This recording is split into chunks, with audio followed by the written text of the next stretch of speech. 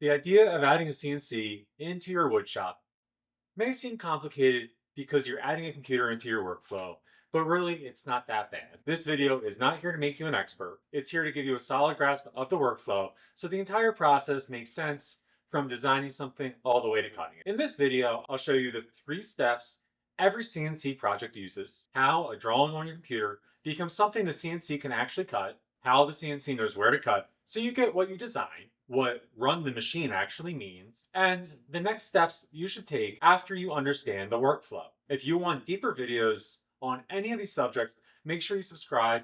This is part 1 of a 10-part series from being interested in the CNC to becoming a confident user. CNCs run on a simple system of design, program, and run, or CAD, CAM, and control. Terms you've probably heard floating around. And we're going to be starting with the CAD software.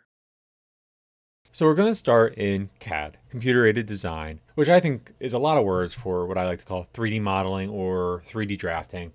But you're going to usually start off with a simple shape. And for now, we can just do a circle. We have a sketch. We can put dimensions to it. 4 inches. And let's say we're just going to make a coaster. And then we can extrude it to a 1/2 inch.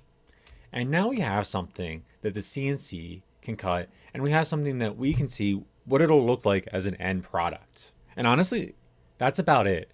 This is Fusion 360, but there are a lot of other softwares out there to do the same thing. They're all going to follow the same general steps and all the same general steps for your CNC. But some of the other things that you can make that are a little bit more exciting than just a circle are signs.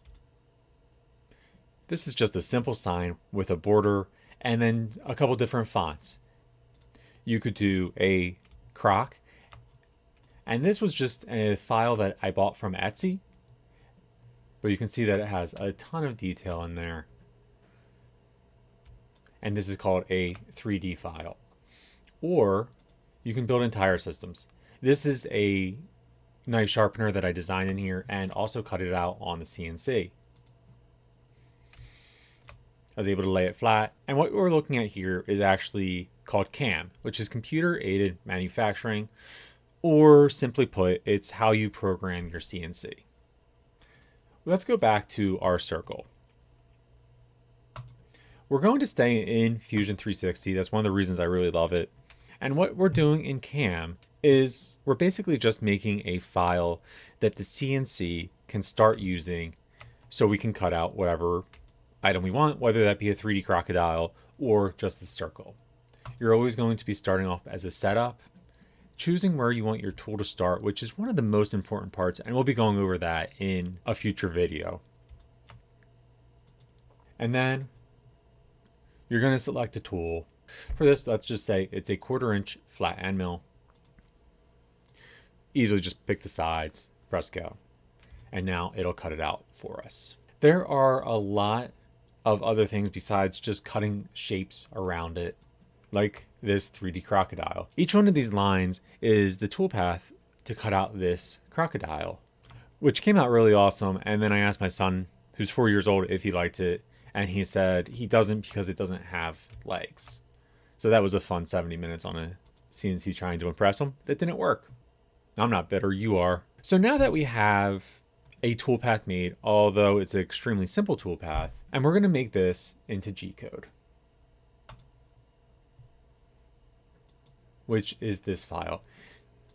Granted, this is a very short one. They can be thousands of lines long, like the crocodile. Each one of these is just a new position for the CNC to go to, and that's how the CNC operates. It uses a computer, and you're just telling the coordinate systems to go to the next point. And then we can import this into our controlling software. For us, it'll be Mach 3, but once again, there's a lot of other softwares that do the same thing. So we'll load our file, and it gives you a display up here. And this is your circle. And like I said, in CAM is where you're going to pick your 0 origin, which for us, it was the top of this part. Heading back into our CAM, and we want to do the same thing. We want to make sure that all of these are 0 for the center of that circle. And that's basically the numbers that were in that G code are going to be the same for our cam, on our controller, and on our CNC. Say if we ended up putting the 0 all the way down at the bottom of a piece of wood, we would end up only getting half of a circle. So once you have your zeros ready, your board on place, you simply press cycle start, and the machine will go through, and you can actually watch it on the screen as well as on your CNC, which is pretty cool. And that's the basic flow path of our CNC. You start off with a design, then you bring it in and you program it to G-code so that the machine understands it. You import that into your control system, and then you simply press cut, and you have this magic that happens and a part that comes out. So if you're wondering what you can do to get started for your CNC, I highly recommend hopping onto Autodesk and just getting a free version of Fusion 360. There are other softwares, and all you have to do is really pick one and stick to it. I like Fusion because it's the integrated CAD and CAM, and well, I've used it in the past. It's super powerful. So start here, start exploring, go through, and just start designing shapes. In the next video, I'm going to go into even more detail of how to design in Fusion 360 for your CNC. So make sure you subscribe to the channel so you don't miss that.